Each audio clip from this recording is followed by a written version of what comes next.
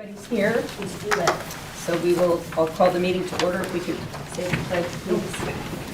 Pledge allegiance to the flag of the United States of America and to the republic for which it stands, one nation, under God, indivisible, with liberty and justice for all. Thank you. So welcome to the January 15th, 2026 budget workshop. This is the second of our budget workshops. May we have a roll call, please, Ms. Fleming? Yes. Jennifer Brown. Here. Megan Doyle. Here. Mary Claire Edmonds. Here. Nicole Flowers. Here. Tom Koba. Here. Adam Scobie. Here. Hannah Tedros. Here. Nicole Wilhelm. Here. Cindy Wolf-Boyden. Here. And Susan Glennon. Here. All 10 members are present. Thank you. And just for the record, Mr. Kopa is attending virtually. Nice to see you, Tom. So we are picking up on at question 38 tonight. Yes. So we'll start there and work through them. Okay. Go ahead. All right, question 38. Page 27 lists tuition costs for ECA, Bridgeport Agriculture, etc., with significant decreases in all programs, except special ed, between 25-26 and the proposed budget. For example, ECA tuition this year is $203,837 and $111,538 next year. Page A4 outlines the costs for 26-27, reflects tuition for 31 students. Page A3 outlines that 28 students attend ECA in 25-26. If more students will attend in 26-27, please discuss why the tuition cost is lower. And then there are two additional questions of a similar nature. The response is, the recent fluctuations in our tuition budget are primarily due to the timing of state legislative actions regarding tuition caps for both magnet and agri-science programs. In 2024, the General Assembly passed Public Act 2481, which overhauled education funding and capped the tuition that regional educational service centers, RESCs, magnet schools, and agricultural science and technology education, ASTE, centers could charge. The RESCs were authorized to assess fees to local districts at a maximum of 58% of the fiscal year 24 rate. However, when the fiscal year 25-26 budget was initially developed, this 58% cap had not yet been formally extended by the General Assembly for the upcoming year. To ensure the district was fiscally protected, the budget was built using anticipated figures at the full rate. The situation was resolved in June 2025 when the General Assembly officially extended the 58% tuition cap to cover both fiscal year 26 and fiscal year 27. Consequently, the earlier budget snapshots reflected higher costs because the cap was not locked in. The final proposed amounts have been adjusted downward to reflect the now confirmed 58% rate. This legislative extension ensures that our tuition expenditures will align with the lower capped rates rather than the significant increases originally anticipated in the previous budget cycles. Questions? Quick one. Scobie? Have you seen anything like this in the past? Like, is this new? It says it's good for 2 years. Do you think it's going to go away after 2 years, or any predictions like that, or patterns? I don't have a prediction like that. I just, with all this funding that we have and all the long-term concerns of funding in general, I can't make a prediction out that far. It is locked in for this actual year and next year, so that is a very good benefit. Hopefully this would be something that would be moving forward. I think it's a really positive thing, so I'm hoping that it continues. Cool. Any other questions? Okay, move on to the next one. Number 39 I have. Why do tuition-related costs fluctuate significantly compared to other budget categories? Tuition-related costs, particularly within special education, fluctuate more significantly than other budget categories because they are driven by highly unpredictable variables. When forecasting these expenses, the district accounts for students already in outplaced settings, as well as those whose current in-district programming may no longer meet their evolving needs. However, precise budgeting is a challenge because we cannot predict new residents moving into Milford with existing specialized needs. current families moving out of the district, or students who may experience sudden significant academic needs or mental health crises requiring immediate intervention. Furthermore, the tuition rates set by private outplacement facilities are not within the district's control and have continued to increase on a yearly basis, adding a layer of external inflationary pressure to an already volatile account. Questions? Am I correct when I say for special education tuition at least, that the state has failed to contribute its promised levels of funding to districts over the, historically, I guess? Yes, that is correct, Okay. Ms. Glennon. We keep hoping for more. I know. Okay, no questions? All right, thank you. Board members, I have a question for you this evening. The literacy programs No Red Ink and AI, what data connects use to improved student outcomes? Project Read AI includes tools for phonics, fluency, and comprehension, and is rooted in the science of reading and aligned to our curriculum. Project Read AI supports progress monitoring assessment tools that assist the educator in disaggregating data to form Tier 2 and Tier 3 strategy groups.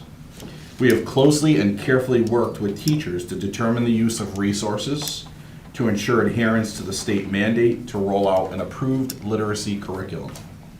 At the end of our first year of full implementation, teachers are citing the need for more decodable texts. The program houses a decodable text generator that will allow teachers to customize materials based on individual student needs, based on district benchmark assessments such as the DIBELS that is administered to all students in grades K through 2. Additionally, the tool allows teachers to generate fluency passages and comprehension questions that will help us boost learning in areas of growth identified through the Smarter Balanced assessment results. We are currently piloting No Red Ink in the middle schools. Teacher feedback is exceptionally positive. They are sharing that student engagement and writing skills are improving. Based on our analysis of SBA results at the middle school, there is a need to support our middle school writers. No Red Ink helps students become stronger writers and critical thinkers. The tool helps teachers and students through the writing cycle. Modeling, scaffolding, practice, and feedback. The platform also provides capability for students to provide peer feedback real time on writing assignments, and we plan to use this tool with grades 6 through 10 in the 26-27 school year.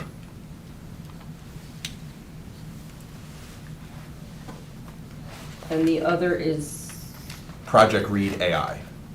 the Project Read AI is middle school as well? That's elementary school. Elementary. Questions? Ms. Flowers? The Project Read AI seems to really be more for teachers. Yes, it is a tool that will help support, and it will transcend down to students. Teachers, as we shared in the response, have requested additional opportunities as they get into some of our phonics curriculum and need some more practice, intentional practice for students. The decodable texts, we're able to use that as a tool to help generate additional text sets for students to be able to practice and master those skills. Allows us, as we look at data in the classroom setting, to really be able to customize that for particular individual students or groups of students. There's significant connections there with our U-Fly curriculum to be able to support that during our academic support and acceleration time when we do some small groups. So while it's a teacher-facing tool, the direct contact with kids, the correlation to students is extremely strong. Thank you. You're welcome. Other questions? Ms. Edmonds?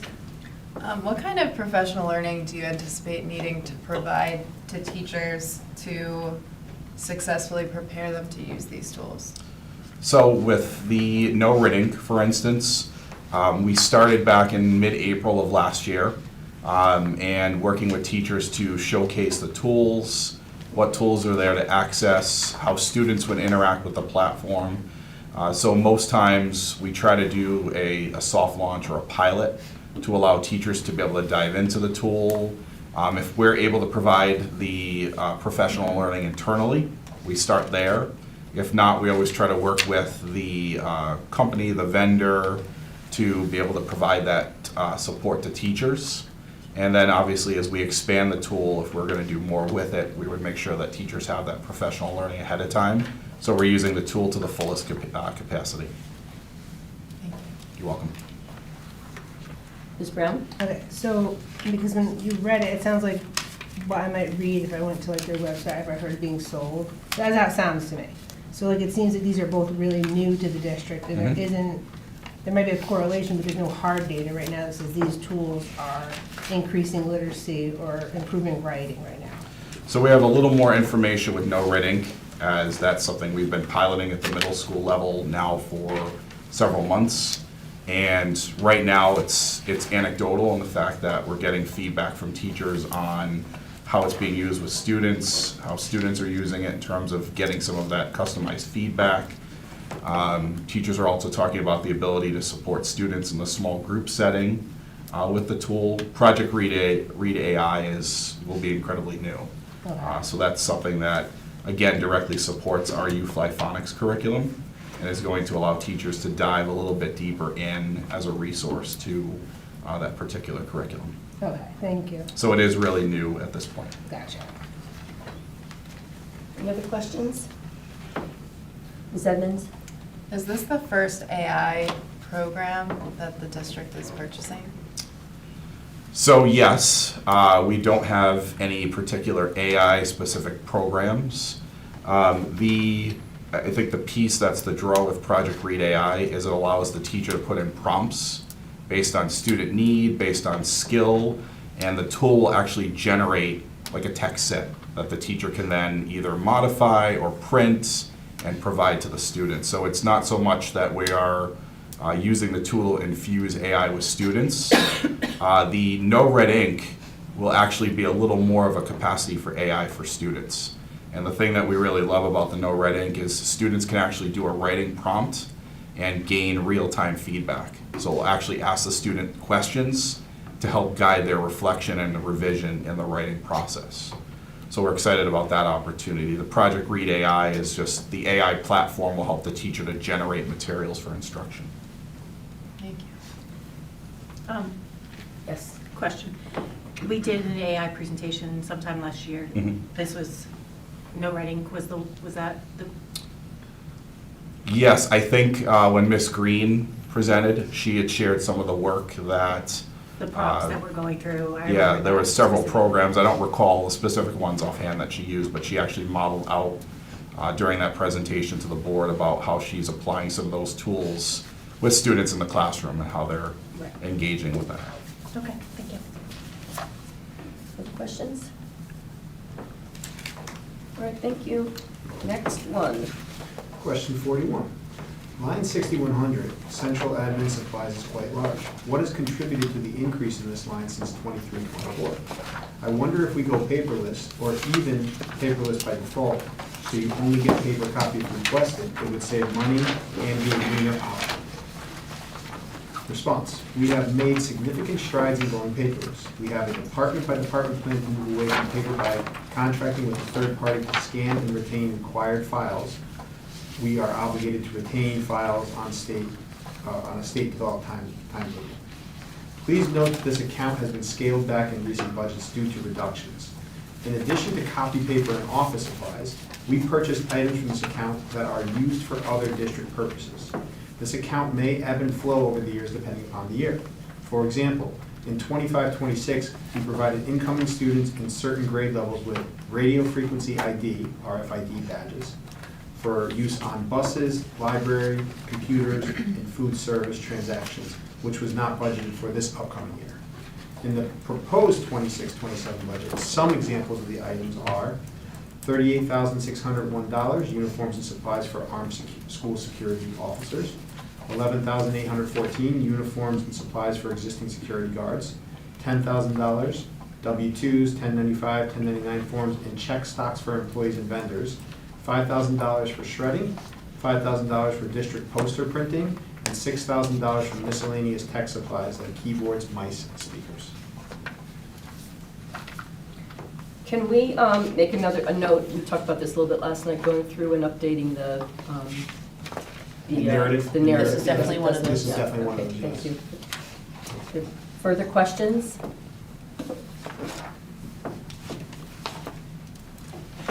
Okay, thank you. Question 42. There is a discrepancy between the 7310 equipment needs listed on A22, $171,707 total, and the proposed number on page 40, $162,149. It seems that the high school line item is off by $9,558. There is not an error in totals. The accurate total is $162,149. The total by level amount of high school calculators should actually be $10,992 and not $20,550. This was caused by a formula that subtotals those two cells that are not in the total by the level column. So just to further explain that, on the new sheet that we handed out, the subtotal there had summed the total of calculators at both levels, middle school and high school, which made up that $20,000. And that $20,000 did not carry over to the bottom sum, so it didn't end up causing an addition at that bottom line item. So we should replace page 822 in our budget books with this new. Yes, please. And that new line item should say $10,990 for the high school subtotal. Thank you. Questions on this? Ms. Edmonds? So just to confirm, all of the instruments on page 822 are still in the budget? Yes, those instruments there listed in A22 are included in this year's proposal. Superintendent.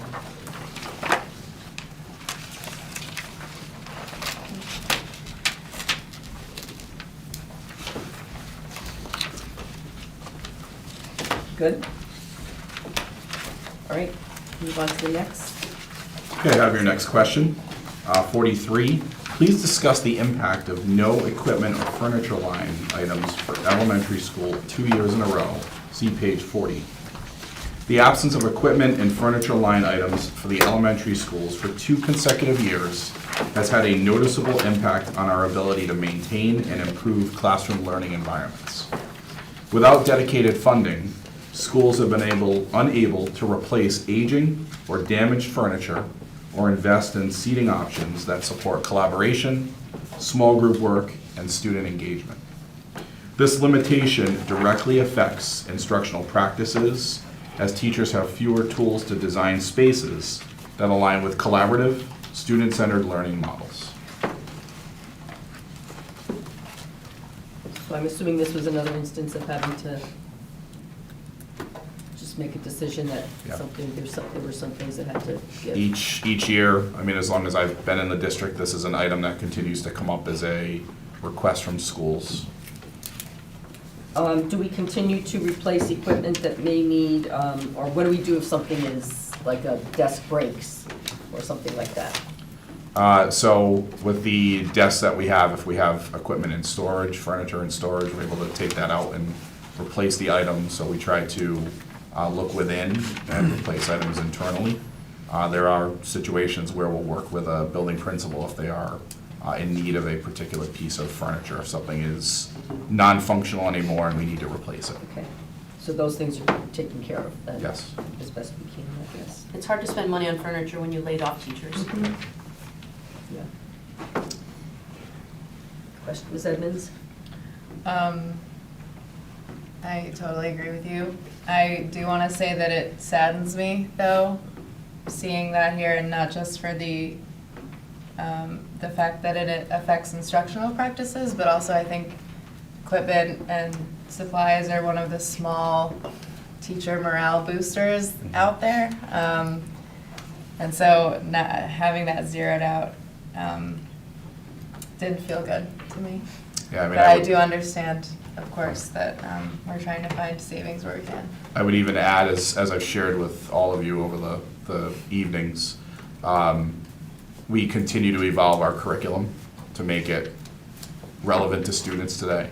Our programming, but in some ways with not doing the furniture on a regular basis, we're not keeping our learning environments fitting where we're going with our programming and our curriculum shifts. So we had a big push several years ago to start to defront classrooms and make them these really just immersive learning spaces. And when you've got the single desk with the attached chair to it, makes it very difficult to move and change the format of the learning environment.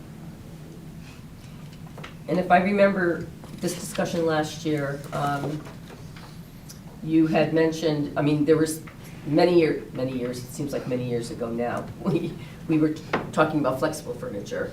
So we're not talking about anything that fancy even at this point. We're talking just about things that are more 21st century in terms of Just being able to functionality. move, functionality. being able to Movable move things. furniture. Yeah. So flexible, movable, not the fancy, cushy stuff, but just as simple as fifth graders being able to reconfigure their desks as they work in groups. Right. So elementary, the younger grades, many teachers and principals want either the movable or tables. You see a lot of tables used where 4 or 5 children are in that kind of grouping. I think the higher priority is middle and high because they still have the onesies, I call them, the Una desk chair, and those are nearly impossible. Like you'll see kids grabbing the front and then dragging their whole thing over, and their books are falling out. That's accurate. And if you've seen some of the furniture that we have expanded to middle school, the desks, the tables actually have whiteboard tops. That So would as be- students are collaborating, they're able to do model math problems. We talk so much about modeling across the curriculum. That furniture allows us to be able to do that. And whether it's a adjustable height rectangular desk or kind of a flower-shaped desk, it gives the ability to support some of that collaboration. Am I correct that as we potentially move towards our long-range facilities plan and do some renovations or building of new buildings, we can include new furniture in Definitely. in the bonding and, Yes. which might be an opportunity, so. Any questions on 43? Okay, next one. Okay, I have the next couple.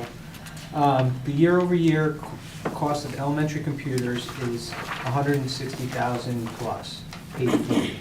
Please explain how that investment is being spent and what protocols we currently have in place to ensure the computer equipment being purchased is taken care of and used year over year. This expenditure covers the leasing of Chromebooks to maintain a 1-to-1 student device ratio in the elementary schools. To ensure accountability and continuity, devices are assigned to specific students and stay with them year over year. Maintenance protocols include help desk ticket system for repairs and automatic updates.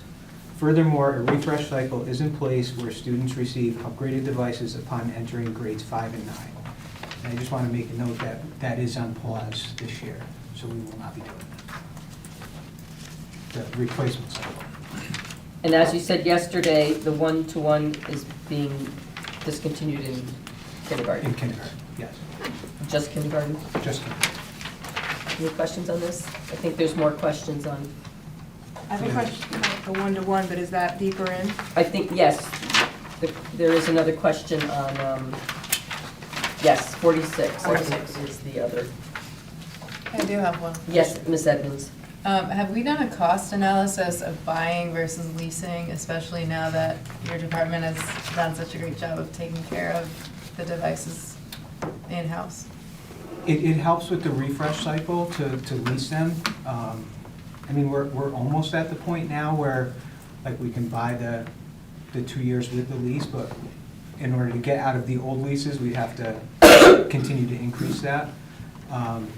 So it kind of just makes financial sense to just keep the $160,000 and just keep getting a new lease the next year, because it allows me to buy the 1,100 Chromebooks I need to do the replacement cycles. Well, when we were doing kindergarten and then 5th and 9th grade. Gotcha. So does that allow you to return older devices? better ones. Technically, but Other than- usually, we usually buy out the leases. It's such a nominal fee at that very last year, and I don't think they'll take them back. I mean, the way they come back, you know, missing corners and, you know, broken screens, and they're repaired 2 or 3 times by the time the end of life. So there would probably be a charge for us to actually give them back. If you think about leasing a car, if you bring it back scratched, they're gonna charge you, you know, or over the mileage type thing. It's the same idea. Thank you. Yes? I Ms. Flowers? did have a question about like the life cycle of the computer. So in theory, in the past, it's gone to kindergartners. If they don't get it, if they don't break it, so K through 4th, Mhm. and then they're given a new one. Correct. And then that old one, if it isn't have bad corners, et cetera, goes to kindergarten? No, kindergarten would always get new ones. So where does Uh, that computer go? That's- So that'll go into our supply to replace and repair. Usually- Non-kindergarten computers? Not kindergarten computers, Okay, so kindergarten always gets brand new? correct. Okay. But now it's the first grade that will get brand And new. now it's first, Now it's first grade. As 5 and 9 do also. correct. Thank you. Any other questions? Okay. Tom, are you good there?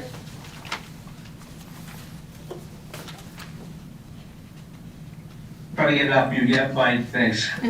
Please chime in if you have a question. Will do. Okay, question number 45. 7350 computers, a deferred initiative per Dr. Kataya, update to teacher laptops extending beyond useful life. Our current fleet of teacher laptops has reached the 5-year mark. While this is typically the statistical threshold where components fatigue, such as battery degradation, increases, the devices remain fully supported with critical security updates. Consequently, bids will defer the standard 5-year refresh cycle for 1 year, shifting our focus to targeted maintenance rather than full fleet replacement. I think the next one kind of dovetailed that, right? It's more on the Chromebooks. Okay. Any questions on 45? Okay, if there was an adjustment in policy, question number 46, if there was an adjustment to policy in providing students computers for example, students do not receive them until 2nd grade, how could that help in the gradual updating of teacher laptops over the next 2 years? So at this time, we are not recommending the removal of devices in grades K through 2. For the 26-27 school year, we will have a bank of Chromebooks at the kindergarten level, and 1st and 2nd grade students will use their Chromebooks from this current year. Therefore, there is no additional cost for Chromebooks at these grades. We refresh Chromebooks in grades 5 and 9.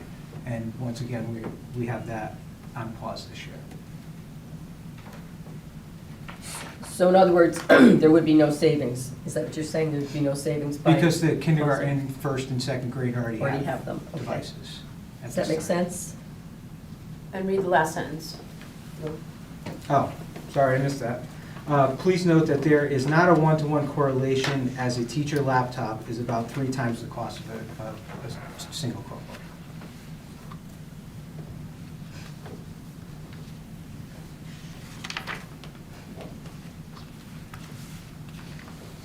Questions? Yes, Ms. Flowers?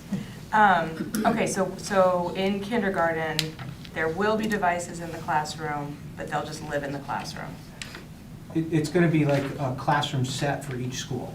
So there may be 3 classrooms, there'll be 20 there, so that each classroom can check them out. Maybe they may be stored in the media center, so that, you know, they can do lessons with the media specialist. Okay, thank you. Anybody else? Okay. Okay. Is there, question number 47, is there a cost to the district when someone breaks a Chromebook? Families have the option to purchase Chromebook insurance, which covers the cost of parts. Bids completes all repairs in-house. Families who choose not to purchase a device insurance will be billed on a per-incident basis for any repairs required. These costs are determined by the specific parts and labor necessary to restore the devices to working order. Questions on that? Ms. Doyle? Thank you. Do we run the insurance or is it through a third party? It's a self-insured, so they pay us, and it goes into this. How much is it per family? $25. Okay, that's what I thought it was. Thank you.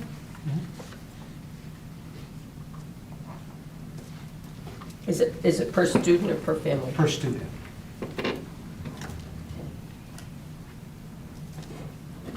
Ms. Edmonds? Ms. Brown has a question too. Okay, thank you.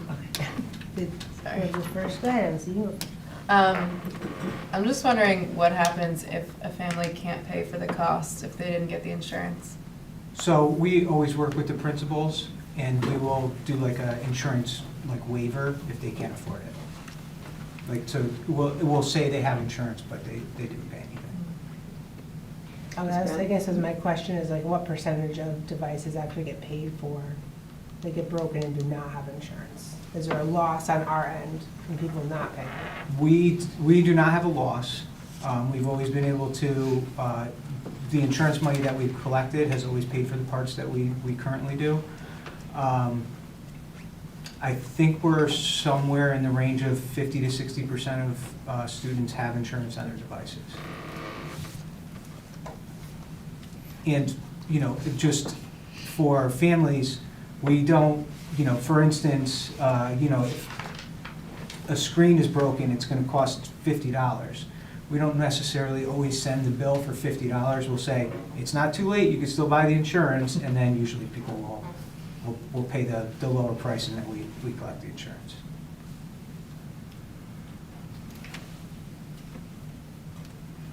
Okay, any other questions? All right, next. Okay. Question number 48. Our annual folding machine lease totals approximately $8,000 per year. See page 40. Over the past 3 years alone, that adds up to $24,000. Please discuss the need for having a folding machine at each high school and the rationale for leasing year over year versus purchasing. The folding machines at Law and Foreign are under contract until 2028. This payment also covers the annual maintenance and support. They are used for various booklets and mailings at the high school level. Some examples include senior awards, graduation, concerts, National Honor Society, scholarships, and billing. Even though they are primarily used at the high school level, they are available for other school district needs. The upfront cost, maintenance, and support associated with the purchase made the lease a better fiscal decision.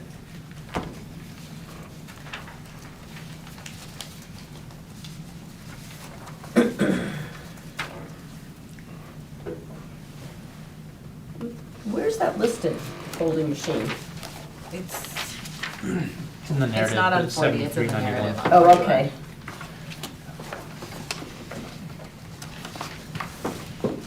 Okay, are there questions on this? No, not a question. When I first read this was a folding machine, I pictured the robot from CES folding laundry. I don't know if anything else. That would be really nice. Until you gave examples, I was like, well, my question is, what is a folding machine? And just to be clear, we call it a folding machine, but it can actually take up to 3 sheets of paper and insert it into an envelope. So it folds it and puts it in an envelope and can seal it. So I mean, it's like, these things are, they're big. They're like the size of one of these tables. Interesting. Learn something new every day. Any other questions on 48? Okay, 49? 49. Please discuss the reasoning behind increasing the unpaid meal charges line item from $0 over the past 2 years to $40,000 in 26-27. And then a similar question came in around this. The increase in unpaid meal charges line item to $40,000 is a necessary adjustment to align the budget with actual historical costs and state mandates. While this account appeared as $0 in the previous 2 budget cycles, this was due to temporary legislation that allowed the food service department to absorb these losses within their own operating budget. However, that flexibility is no longer permitted, and these costs must now be explicitly budgeted within the general fund. Our commitment to student well-being and legal compliance drives this requirement. Under Connecticut General Statute, Section 10215, schools are strictly prohibited from meal shaming, which includes publicly identifying, disciplining, or denying a meal to a student due to an unpaid balance. We are legally mandated to provide a nourishing meal to every student regardless of their account status. The $40,000 request is based on the following recent expenditure data. 2023-2024, $45,769 expended. 2024-25, $60,274 expended. In 25-26, currently, up to date, bless you, $42,000 in unpaid meal debt to date. By budgeting $40,000, we are creating a realistic financial plan that acknowledges these mandated costs while ensuring no child is stigmatized or left hungry while at school. So my understanding that this has always kind of occurred, but they were being absorbed through the food services budget? We are seeing a significant increase in the number. Right. It's been yeah. rising over the years. For the past 2 budget cycles, food service was allowed to absorb it. The legislation did not continue, and they're not allowed to any further. Right, so we're kicking in $40,000. Correct. Which, in essence, it helps food services. Because they're not going to have to absorb the amount anymore. They're not able to absorb it. They're not allowed to. They're not allowed Right. to. Right, So okay. it doesn't help, they're physically not able to use their funds to cover that debt Legislatively, legislatively. it has been a long-standing practice that the food service department can't absorb debt. But during COVID, that was waived. Oh, okay, all right. Yes. Okay. And food service budget was able to cover what was not being paid. That expired. Okay. And they didn't renew it, so it's not a matter of And them saying since no. Right, I and understand. prior to COVID, I'm thinking in Milford, it wasn't this level of a problem. Since COVID, we're seeing this exponentially grow. Okay. That makes more sense to me. Ms. Edmonds? So if I'm reading this right, we're in January and we have already accrued 42,000 in Correct. costs here. Correct. So I'm imagining that with federal cuts and increased food insecurity, that number is probably only going up. How does $40,000 cover that anticipated cost? Yes, so the 42,000 right now, the food service department still is working with individual families, so some of that debt will hopefully be paid down, and families will eventually pay some of that. So we're really using historical value to determine a year-long average. There is a chance that it will increase, and if it does, we are gonna have to absorb that through the general fund budget. But that is, 42,000, just to reemphasize that point, is very high for this time of the year. So we are anticipating it to be higher than that. I think we're gonna overrun that line item. I think so too. You'll see that on our That 40 is not gonna be enough. quarterly report as in deficit. So it would mean transferring money at some point from somewhere else to offset any, It's better than zero. Yeah. And we haven't hit the season where there's more of an asserted effort to collect. So there will be a season where letters are gonna go out more consistently, there may be some phone calls home. And I will say carefully that this debt does not always reflect inability to pay.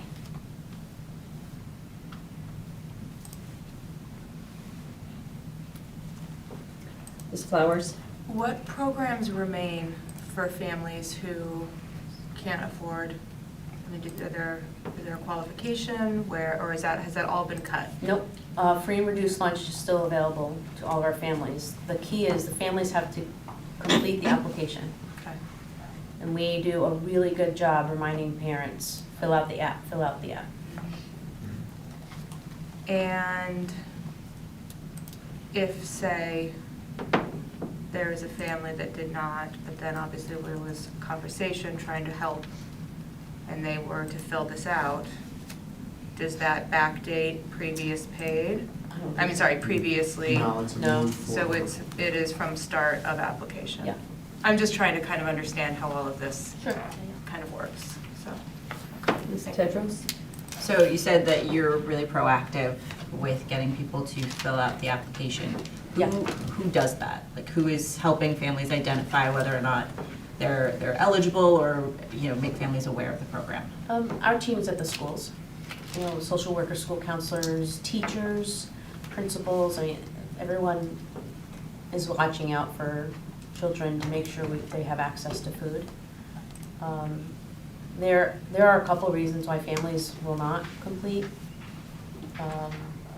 One, they're, not wanting to share income type of information.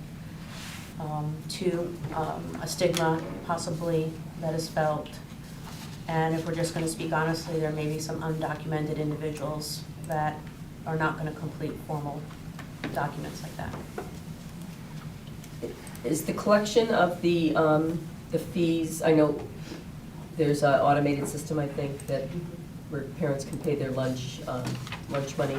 And so is all that accounting done through the business office, or is it done through the food services? Food services. So they're the ones that would know that a family is in default then? Correct. We receive this information. And they would then share that with the principal, or are they also making some of the phone calls themselves? The food service department is making phone calls as well. Okay. Yeah, and we also work with Mr. Zenowitz as well to help, support families. When we think about our whole approach to a family, we also incorporate Mr. Zenowitz when it gets to a certain level, just to make sure that we're not missing anything, and we're providing that family with additional supports if needed. Okay. And our schools know our families, so they are very familiar with the situation. Yes. So, hence the entrance of people personnel services. So we're gonna not just talk to that family likely about food access, but a full wraparound support. Okay. Ms. Evans? I just have one question related to the benefits of free and reduced lunch numbers in our district. I would imagine that it benefits us when that number is a little bit higher. And if, sorry, I'm trying to think of the wording. If someone fills out that form, we are entitled to reimbursement for those meals, right? Federal reimbursement. If they don't fill out the form, it's not only that we're not getting reimbursed, it's going towards debt that we eventually pay. Yes and yes. Correct. As long as they qualify. They can fill out the form, but then they still have to qualify. Okay. And there has been discussion over the last few years that in some cases it's very difficult to qualify because poverty threshold levels are antiquated on. And they're national, I talk about this every year. Yeah. Because it's a national figure, and it's one national figure, it's not regionalized, so the dollar amount, it's very antiquated, it has not been updated in a long time. And in New England, where historically incomes are a little higher than they might be, say, in a rural Midwest area, it's harder to qualify for free and reduced lunch. Ms. Edmonds, to extend that thinking, there's another benefit in the higher your free and reduced rates, the more Title I funds that you would qualify to get. That's what I was thinking. And there's a cascade to the other title grants. The formula is determined from the Title I allocation. So there is an impact on other grants as well. Just want to say that I think feeding our kids is one of the most important things that we do, and that regardless of whether a family technically falls into the needing assistance or not, it's not the kid's fault. And I think I'm glad that we have a way of supporting them one way or the other. one last Ms. question. Doyle? Thank you. This really was, this was not an issue when all the meals were covered, correct? Correct, yeah, they were paid for. Yeah. There was So no we issue did, there. As part of the federal government, the COVID, Right. the ARPA and stuff like that. right, and we were also getting higher reimbursement at that rate in comparison Mhm. and things like that, so, and more kids were taking advantage of it at that time. Okay, thank you. You good? Just Glenn, just one more point on this too. I Yes. just want to point out a clarification. So on page 43 in the budget book, and 23-24 expended, it says $6,736. And in this question here that I outlined, 23-24 expended was the $45,769. The reason that those don't seem to match is because it was a billing cycle timing. So that $6,736, when it comes in after July 1, even though it's for the previous year, that $6,736 really is booked in the 22-23 year for that unpaid meal debt. So it's not the amount spent technically on unpaid meal charges in 23-24, if that makes sense. Okay. So the total amount that was covered for unpaid meal debt in 23-24 for that actual school year was the $45,769. That was covered by the food service department. That $6,736 really was unpaid meal debt for the 22-23 school year. Just want to point that out as a clarification.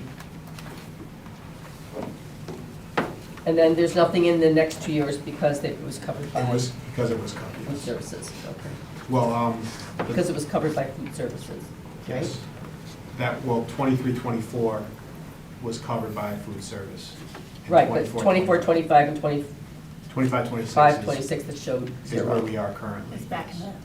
Okay, so 25, 26, we have to cover Correct. this current year? Yes. And we did not adopt. Okay, so it's, we didn't adopt anything, Yes. okay. All right. Any other questions on this? Okay, thank you. Question 50.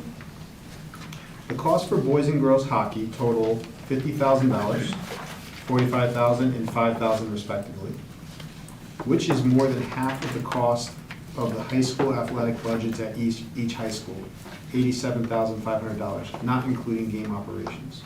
Part 1, please discuss the rationale for prioritizing hockey in this way, especially when the cost disproportionately benefits boys, includes a participation fee to another city, and requires back and forth transportation to Hamden. Part 2, what is the breakdown of the hockey busing cost to our overall transportation cost of $300,000? We currently do not have enough female student athletes to create our own hockey team. Instead of not offering the sport altogether, we participate in a co-op with Hamden, as well as Holy Cross, New Haven, and Wallingford. Hamden charges us a flat fee per student athlete, and they carry all other expenses for the team to practice and compete. Hence, the cost is significantly lower to participate in girls hockey. When it comes to boys hockey, we are the host of a co-op with Platt Tech. The ice time rental at the Milford Ice Pavilion is extremely costly and accounts for the majority of the expenditures in the boys hockey line item. While the budget may be different for these athletes, each is provided access to quality hockey experiences. And I think the transportation is not in there, but I do have those figures for you, I apologize. Boys hockey is, the transportation costs are $3,938.50. In girls hockey, the transportation costs are $5,392.87. I'll repeat those one more time. Boys hockey, $3,938.50. Girls hockey, $5,392.87. We've had the boys hockey team for a long time, correct? Correct, yes. The girls, do you know when we started the girls team? 2015, 2016, I believe. And has it, for the most part, it's been a co-op? Or Yes. always a co-op? Yeah, so there is a history on this. I thought it was ours for years. Yeah, so I think from, it looks like actually, it dates back further. From 2010, we partnered with Notre Dame Fairfield for girls ice hockey. In 2020, 2021 is when we withdrew and we agreed to be the host team. And that included players from Milford, Notre Dame, Fairfield, Weston, Pomperog. And then in 2021, there were declining numbers, and as a result, we needed to dissolve that team. And Hamden had a co-op at the time, so that's when we joined them. So in 2015, we had three students. 2017, 7 students. 2018, 10 students. 2019, 13 students, and 11 students. So that's when we began to host that co-op. And then the numbers started to dwindle. In that 21-22 school year, it dropped to 5. And then for the past few years, it's been about that 4 or 5 students that we've had participate. And does Title IX play into this at all, in terms of having equal opportunities for male and female sports activities? We fulfill them. Yeah, I think there are equal opportunity. We are providing an opportunity for female students to participate on the girls' ice hockey team in this co-op. We just don't have the numbers to support an internal team. If we only have 4 or 5 students that are interested in it, that's not enough to field a full team. So by joining this co-op, we're providing that opportunity for students. Questions? Okay. Okay, question 51. $107,442 seems high for professional memberships and journals based on the description of dues and fees on page 44. Please expand on how that budget, $8,100 on page 42, is being spent and whether there's adequate ROI, return on investment, to justify the cost. Is this a section of the budget that can be cut back at all? Belonging to and participating in state and national associations allows our teachers and administrators to participate in the most current work and research in their respective fields. Some organizations require membership in order to access benefits for our professionals and students, such as NEASC, and NEASC is the New England Association of Schools and Colleges, and College Board, see below. Some of the memberships included in the 8,100 category are the New England Association of Schools and Colleges, NEASC, which is required membership for our high school accreditations, Southern Connecticut Conference, or SEC Athletics, College Board for Advanced Placement Courses, the Connecticut Association of Boards of Education, or CABE, the Connecticut Association of Public School Superintendents, or CAPS, Milford Chamber of Commerce, the Connecticut Association of School Personnel Administrators, or CASPA, American Association of School Personnel Administrators, or ASPA, Society for Human Resources Management, SHRM, Connecticut Association of School Business Officers, or CASBO, the National Association of Secondary School Principals, NASSP, Association of Supervision and Curriculum Development, ASCD, the National Honor Society, NHS, the National Association of Music Education, the National Art Education Society, the National Council for Social Studies, or NCSS, National Science Teachers Association, or NSTA, Partners for Educational Leadership, or PEL, the ACES Regional Education Center, the Connecticut Association of Schools, or CAS, and the Connecticut Council of Administrators of Special Education, or CONCASE.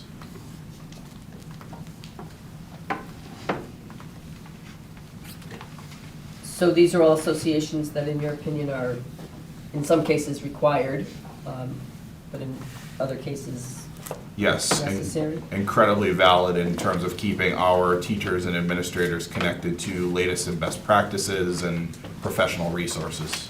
Do some of these relate to, so I know that we have, for instance, I think we have like an art honor society now and things. So the National Art Education Society is what is attached to that, is that correct?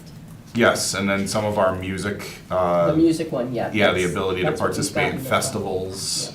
That is connected to membership in the greater national organization, which goes down to the Connecticut chapter. Any questions on this one? Ms. Doyle? Thank you. ACES, that's also one where we have special education, we have outplacement. That is one of our ACES. outplacements, it's our local RESC. And so we would have to be part of that, and would that give us, I don't know, priority placement and other things like that? We do get priority for outplacement opportunities as well as if we need to contract out. They're supposed to be able to provide services to us as opposed to the other area RESCs, which are like CES, Trumbull area, or CREC. I mean, we utilize all of them. Right now, with the shortage of staffing everywhere, mine can't even necessarily help us, our RESC, but they're the first one that would, and that's where we go to. Thank you.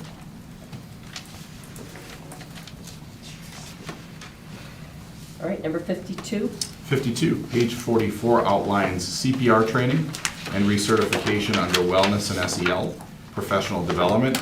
Is MPS prioritizing any other PD topics within that category? The budget for SEL continues to support the development of our middle school student leadership training program. Funds are allotted to support staff training and program development, and the program development includes curriculum writing. Aligned to recent legislation, funds are supporting attendance at the Connecticut Association of Schools Restorative Conferencing Workshop. So what is the middle school student leadership training program? So it is a program that is in support of the SEL at the middle school.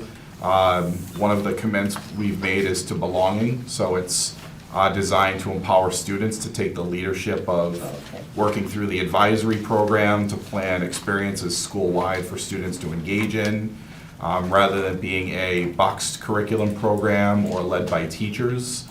We have a group of 6 educators across the 3 middle schools that are leading the curriculum development work and then working to train students.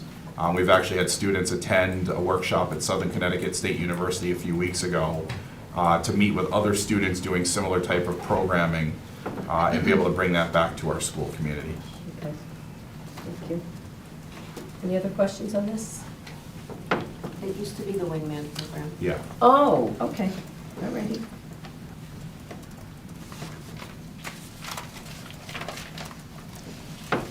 Ms. Glenn, are you good to go on to number 53? Yes, please. Okay. The after-school program for high school students, $30,000. What does that look like? Is that run by certified staff? How many students will it serve? And there are other questions. I will add the bottom one because there's a little bit more to it. Are elementary and middle school summer learning programs being eliminated? And are those the same programs that were reduced or eliminated last year?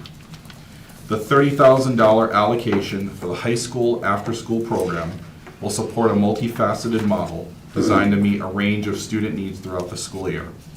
The program will focus on 2 primary areas: targeted academic support for students who need additional time and assistance with coursework, skill development or assessments, and secondly, credit recovery opportunities, allowing students to restore credit during the school year and remain on track for graduation. The program will be facilitated by certified educators who will be available to work with small groups or individual students. The program will tentatively run 2 days per week, starting around the end of the first marking period, and run through the remainder of the school year at both high schools. Any student may take advantage of the program throughout the school year on a walk-in basis for academic support. In the program's last implementation, which was back during the pandemic funding, average daily attendance was in the range of about 10 to 30 students, depending on the high school. As an example, Foreign had a total of 667 students access the program in the second semester of the 2023-24 school year. There was a $60,000 reduction made to summer school for 25-26 due to the reduction to the proposed budget. This reduction eliminated enrichment opportunities for elementary students. We were able to run a summer program to provide additional remedial reading support. The proposed budget removes summer school for all students who do not have an IEP, that was our ESY program, extended school year, at the elementary and middle school levels. So extended school year, we sent that yesterday, is not affected. Yes, by it this. is not impacted by the suggested budget reduction.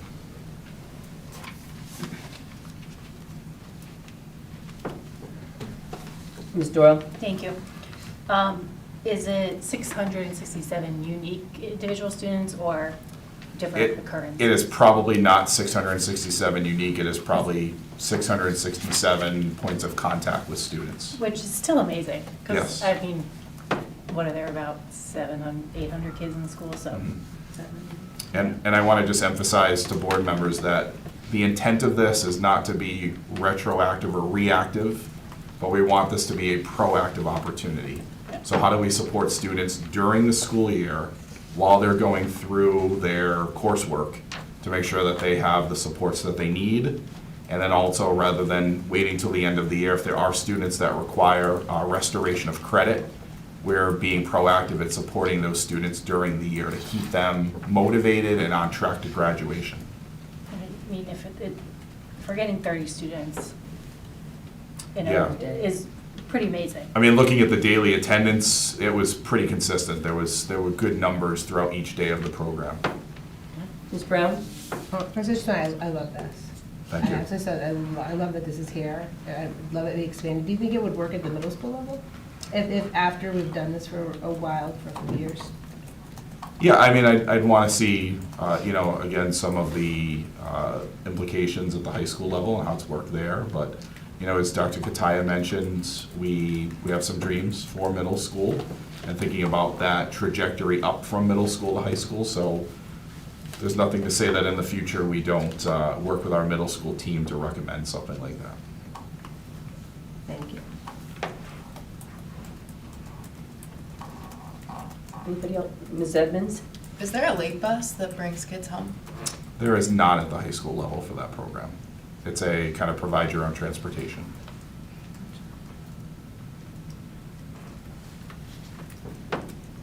Anybody else? Okay, I think we're ready to move on to All right. 54. Question 54 related to grants. On page G3, the description of the ARPA dual credit expansion program alludes to seeking future expansion, but the line item on page G1 indicates that MPS has not received the grant since 23-24. Is MPS expecting to receive it again in 2026-2027? The answer is no. The dual credit expansion grant program provided one-time funding for public school districts for startup costs associated with increasing the number and types of dual credit courses offered in partnership with Connecticut's institutions of higher education. This competitive grant has supported our newly formed partnership with Southern Connecticut State University to expand our concurrent enrollment opportunities over the last 2 school years.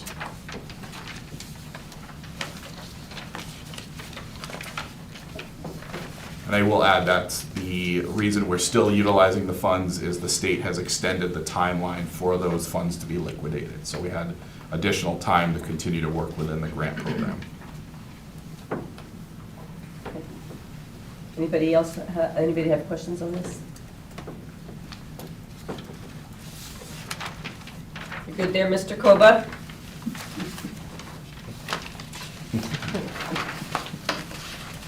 All right. Okay, 55. question 55. At the bottom of page A16, the appendix, there is a note that part-time employees shall be paid $21.65 per hour. Please discuss which role or roles that note is referring to, as the hourly salaries listed above on the same page do not meet that threshold. So this is Appendix E, which covers all contractual secretary salaries. There are 3 part-time contracted secretaries in the district. There's 2 guidance clerks, 1 at each high school, and a PPS clerk here in central office. The wages listed, $21.65 for the 26-27 year, are the negotiated wages to be paid to those part-time employees within the union.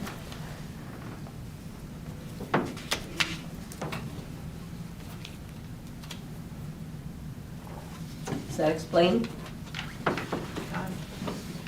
Please, sorry. Go ahead.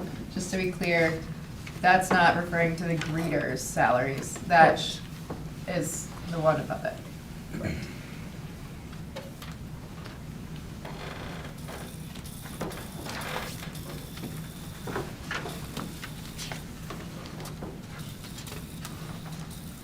Good. Okay, number 56. That is me. 56.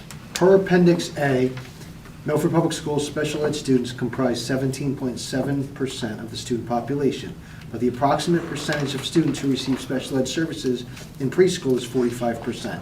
That designation qualifies students for free tuition and transportation, whereas parents of non-special ed preschoolers must pay tuition and provide transportation. Please discuss your hypothesis for why the overall percentage of students receiving special ed services is so much higher in preschool than the rest of Milford Public Schools, and the rationale or relevant state federal law that explain the reasoning for these tuition and transportation policies. The preschool program is an integrated program where the percentage should be as close to a 50-50% ratio of special education students and their typical peers. Through the federal law, IDEA, we are required to provide a free and appropriate education, known as FAPE, to all students identified with a disability starting at the age of 3. This includes access to learning opportunities, related services, and transportation. At this time, there is no requirement for preschool education for all students, and therefore that is an option for parents at some of our preschool classes. Does that make sense? So it's a smaller pool of kids, too. Any questions on that?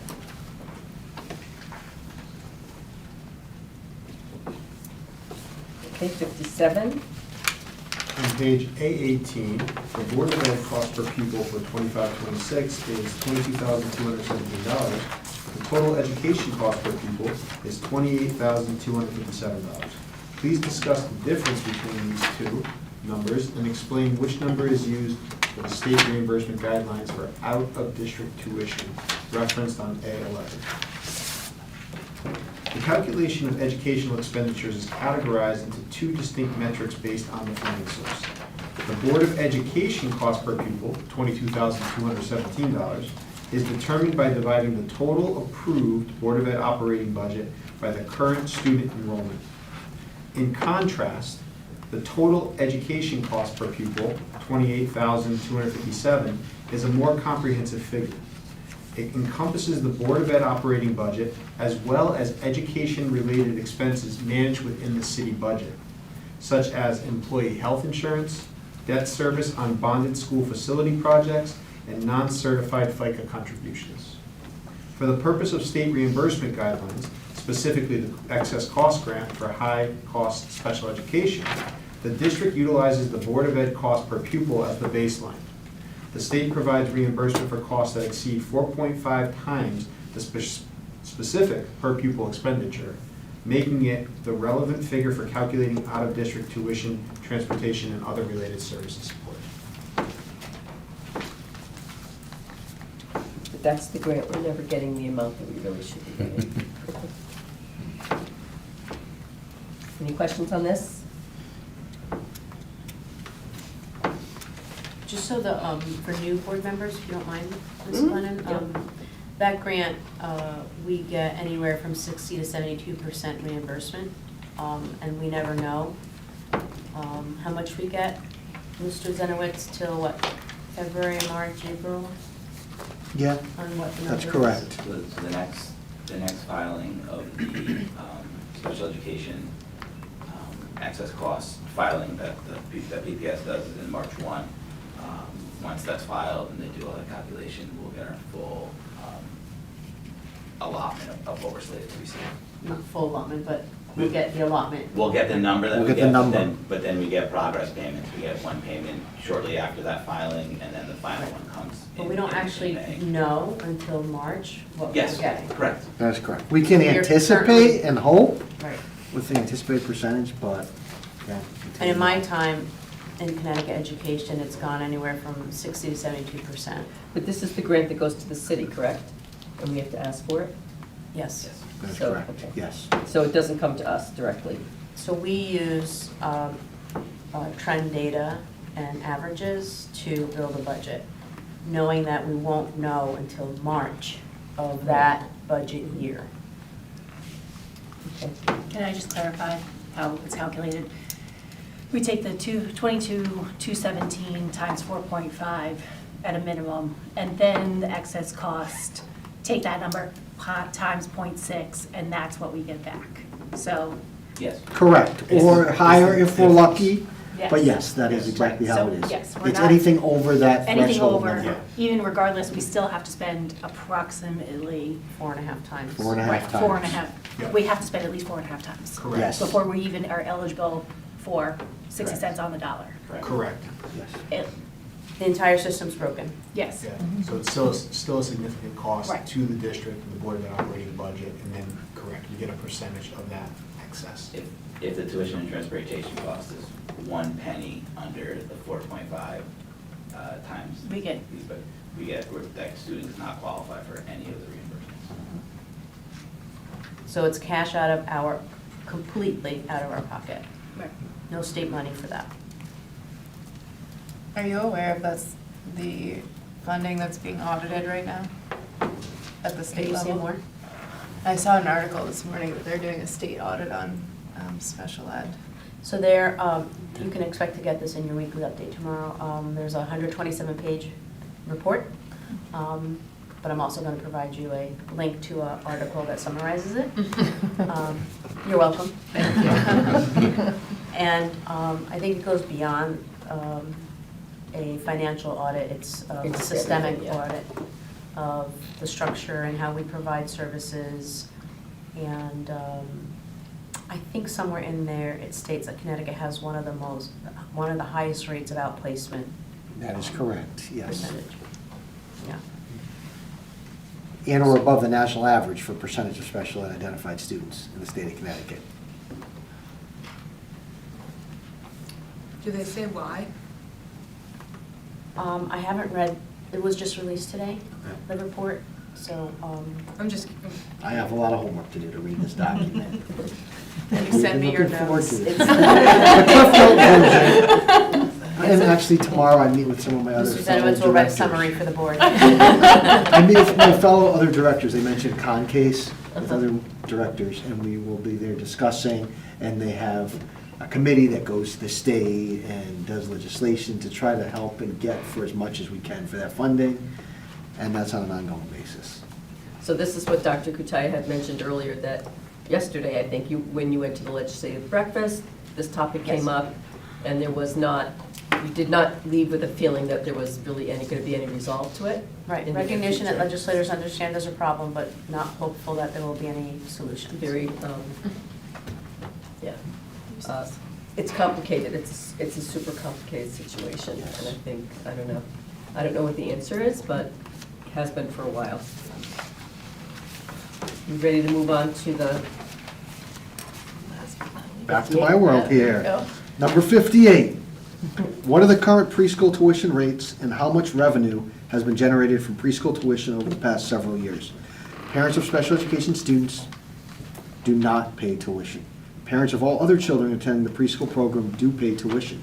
Milford Public Schools collected $230,772 in the 22-23 school year, $185,829 in the 23-24 school year, and $222,245 in the 24-25 school year. For the 2025-2026 school year, we project collecting approximately $243,538 in tuition payments. The current preschool tuition charge, for those that are not identified for special education, is a maximum of $3,700 per student. And this is the preschool program, our preschool program? This is our correct? integrated preschool Right. program, correct. So it's like, that's the half-day for a typical child, like morning? Typical, for typical. Correct. Yes, Ms. Flowers? That does not include Ready to Learn. That does not include Ready to Learn at all, and it does not include our program that we have, the Child Learning Center at Farm. Right.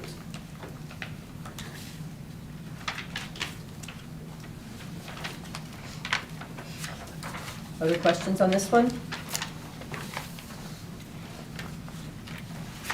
Okay, and we have some follow-up from yesterday to go over. Yes, ma'am, we have addition, question 59 and 60. Does everyone have them? Asked out something earlier. All right, Mr. Altieri. Yes.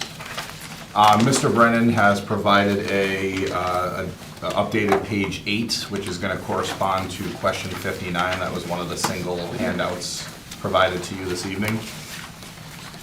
So I'm going to begin with number 59, which is the follow-up to question number 25, which dealt with account 1125, the ESOL cut of 1 FTE-Y. The fiscal year 26-27 proposed budget fully accounts for all paraprofessional salaries and FTEs. While the total FTE count remains unchanged from the previous year, an initial classification error placed all open positions within the special education sub-account. Correcting this allocation reflects the accurate distribution of 111 FTE in special education, 4 FTE in ESOL MLL, and 3 classroom paraprofessionals. This adjustment is budget neutral and does not alter the proposal's bottom line.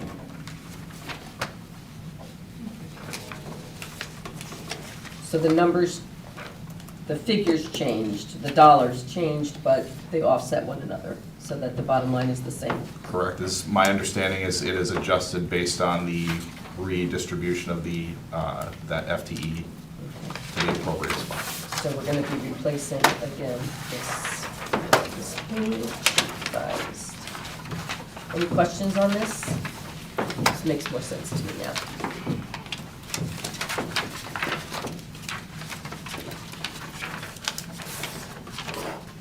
Okay, Okay, question 60, which is a follow-up to question number 5.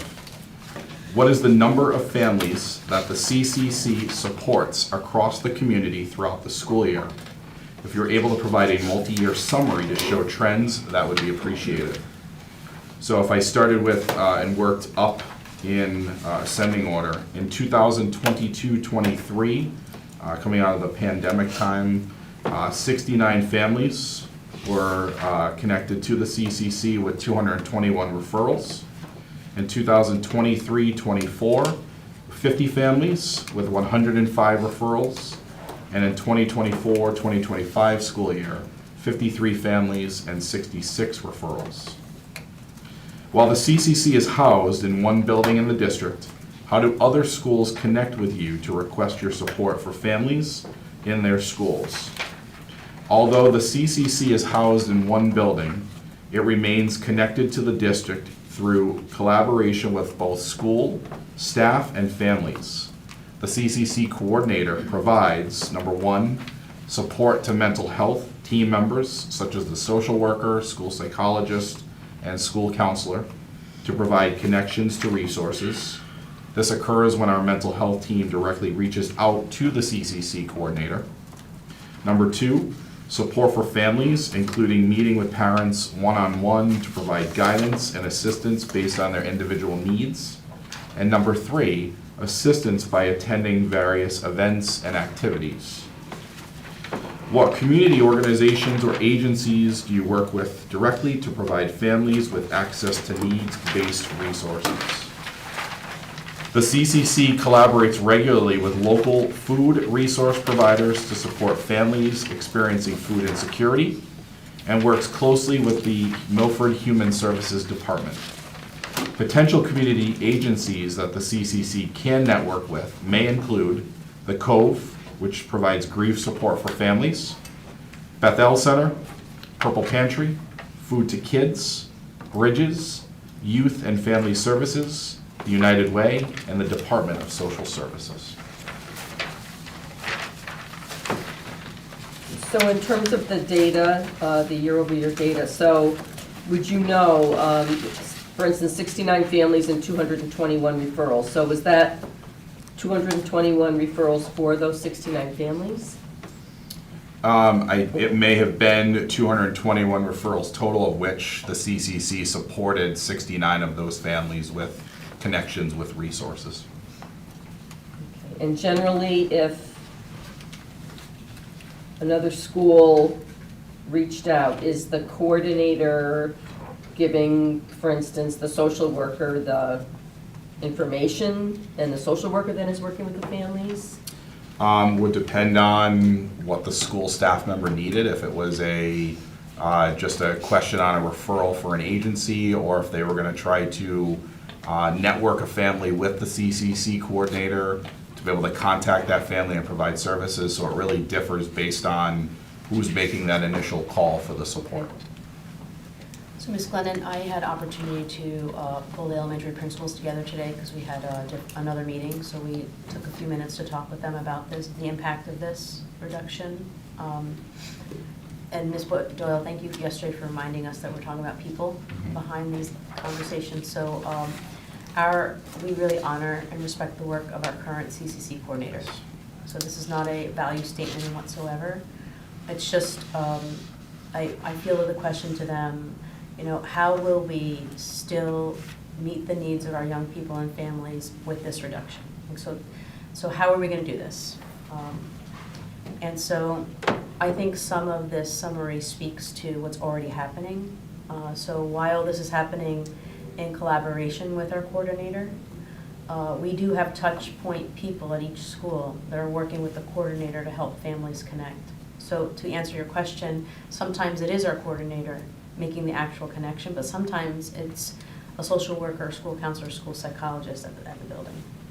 So I think with this reduction you'll see is a continuation of connecting to places like Bethel or Food to Kids, Bridges, etc. But it's going to happen school by school and through the mental health team. Without that one person kind of coordinating. So our commitment is to meet the needs of our kids and families, to continue, because we say at this table a lot of times, our schools know our kids. They develop relationships and they know their stories. So we feel confident that we have mental health teams at each school. And I'm speaking of elementary because I believe there was primary focus on helping our youngest families, albeit access was available to middle and high. Yeah, that was the majority of the span. Needs become and look different at that point in some cases. So we believe we can, with our current teams, continue to support families.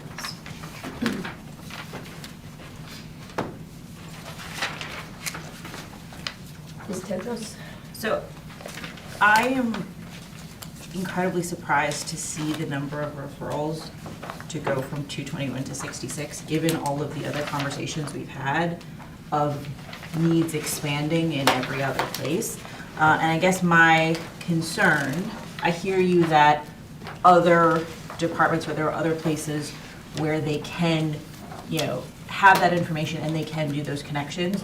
But I am concerned at losing the data, so we have a number of, an idea of what the need is, what the need we are responding to is, because we can say we are supporting our families. But I think, to quote Peter Drucker, what gets measured gets managed, right? We have a metric to say, hey, the need is expanding and we are actively working to support our families. So I think losing this position, loses that point of reporting, which I think is a loss. Can I touch on that, Dr. Pertain? Sure. I feel confident as a social work background and the PPS director and working with my social workers that this is a thing that they're doing on a daily basis. And although they might not have the numbers validating that they're doing this on an ongoing basis. They communicate that with my supervisors, my office. I think back to one of the first communications I sent out about a significant change when they had the SNAP benefits were suspended immediately. And I sent a communication right out to my PPS staff, and within moments, they were communicating with families were reaching out to them, and they were doing a nice job helping provide reassurance and making connections in the community. I saw that firsthand. I don't have the numbers of how many per se, but I know that that's what they do. And I think it's because they're in the buildings, they make those communications to the families, they make connections with those students, and they're entrusted by them Whereas, and again, it's not minimizing this position, this might be someone that's not in all the schools, it doesn't really contact with those students or those families, so they might not be utilizing that person as much. So I think that would continue to happen with the school Mr. social Zenowitz, to Ms. workers. Tedros's point though, is there a mechanism where we could capture that data? Is there a way to jot form it, spreadsheet it, something that helps us track I mean, over that's time? something we could definitely look into with our business office, or bids, I should say, as for like a type of form. But I know that they're doing it on a regular basis. Yeah. They really are. I just don't know how many, like this for that person, this for Yeah, and I don't insurance, this- think, my goal is not to create like an additional administrative burden, but I do think it's useful for us to have a good idea of what the need in our community is as we are thinking about future budgets. I think it's helpful to know, we see this particular need emerging in our community. I think that will help us have more responsive plans. And again, I understand and I hear everybody that this is work that is happening, but I think, data is important, and it is important for us to know what our community needs and what resources we are offering. Even just to know what resources we are not able to offer. All of that is really important for us to know. Ms. Boynton? Yeah, I just wanted to follow up on that. The cynic in me immediately says, well, of course there are fewer referrals because we only had one CCC this year instead of having two CCCs this year because of the cut that we had to make. But that idea about data, right? Something had to happen to make us create the position in the first place, right? COVID. I understand that, right? But there are other things that were at play as well besides COVID. COVID was a part of the problem. I think COVID became a door to us recognizing a lot of social issues that we did not pay as much attention to before COVID. But there had to be some kind of collection of data that made us decide that we needed these positions in the first place. If we do end up eliminating this position, I would very much like to make sure that there is a way that, similar to what she said, that we can collect data, so a year from now, we can revisit this issue and say, and be able to know quantitatively, that either, yes, we did make the right decision because all of our kiddos and their families got the referrals they needed, or, you know what, we made the best decision that we could, but this was a mistake, we have to kind of revisit it. Just to clarify your first comment, the 53 families and 66 referrals in 24-25 was still two people. It's this year, this current year, 25-26, that we have only the one. Thank you for correcting my snarkiness, I appreciate it. Ms. Doyle? I do have a couple questions, though. To your point about data, I think data is only as good as the information that we have, because this is coming from our sources of what the community coordinator has done. There may be 75 families that have been helped amongst those organizations that didn't come directly through the community coordinator. And I don't know if we have that data specifically. And so, to me, this 221 referrals and 69 families, when it was really coming in, is I think we also, that kind of correlates to when we implemented the school counselors at the elementary schools. So we, like the tail end of like coming in at that point, and so we had the full I'm mental health. testing my memory now. We received the ARPA funds, so we put everybody in at once. So that was 21, 22. Right, and so this is 2022, 2023. And that was our first regular year back. Right, right. So the counselors were probably in their second year in 22, 23. Right. So some of this could be learning curves of how they're using resources and learning about that. I think we kind of need to finesse the data of how many families are being connected directly from social workers, school counselors, into those community organizations compared to being funneled through there. Because I suspect, to some extent, as we're all individuals, as some people may feel more comfortable using a community coordinator compared to reaching out directly, but, Well, a community coordinator may not have a relationship the way school-based mental health teams do. right, So I think an advantage is school-based teams have relationships and they know their community. So I think we'll still, I know we've said it too many times, but I think we'll be able to fill that need.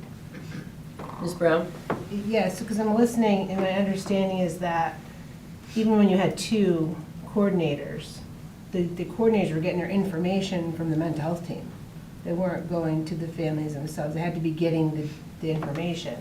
So if, say, a student was seen by the social worker or the counselor, that information got transferred over, where normally, prior to this is what the social worker would do.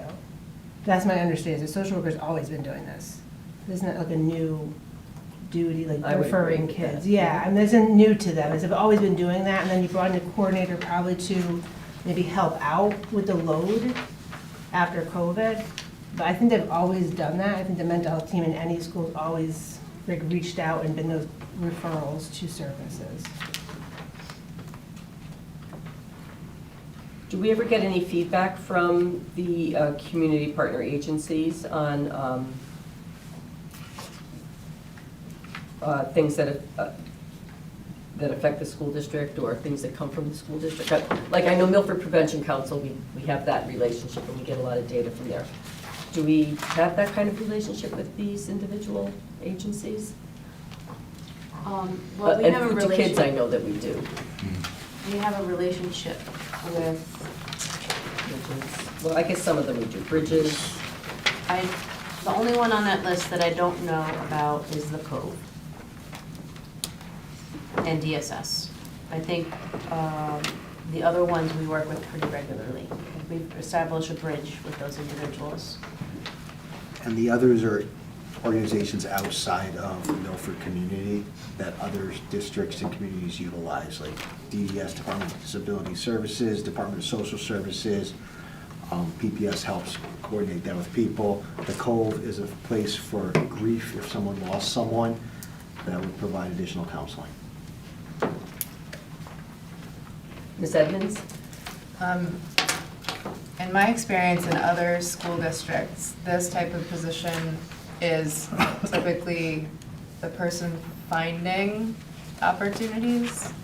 In the list that is on here, these are amazing organizations that we're all, not we're all, but in general, the community is super familiar with. I'm just wondering, is there even so, I would imagine that things are popping up, opportunities that Bethel is doing or Food to Kids is doing, and they're sharing that opportunity with the coordinator who's then sharing it with schools. And a lot of times that will come to us directly in district office. They'll connect with us. If there's a flyer for a local event, Milford Prevention Council's doing a evening program on the impacts of cyberbullying. They'll reach out to us directly, either myself or Mr. Zenowitz, and say, we have a program coming up. Can you help us share this with families? We work with Ms. Flamet's office to communicate that out in the weekly newsletter that goes to families. So a lot of times it's almost channeled in through central office staff as well. I've noticed that in the newsletters, and I think that's a testament to the outreach that these nonprofits are doing, which is amazing. I'm wondering though if that's more of a passive solution where they're coming to MPS and sharing what's going on versus having someone who's seeing trends and saying we need to figure out what else is needed. So I guess that was my one question will there be someone centrally looking for opportunities? So as I shared with you, I think we've got, between myself and Mr. Zenowitz and the work that we're doing with our teams, we are constantly trying to work with, I gave you the example yesterday evening about the work with our community table. And we've directly gone out one of our supervisors now is connecting with a couple of other, youth and family services, for instance, to try to get a member of that group to join on to our council. So I think some of that work is largely starting to happen.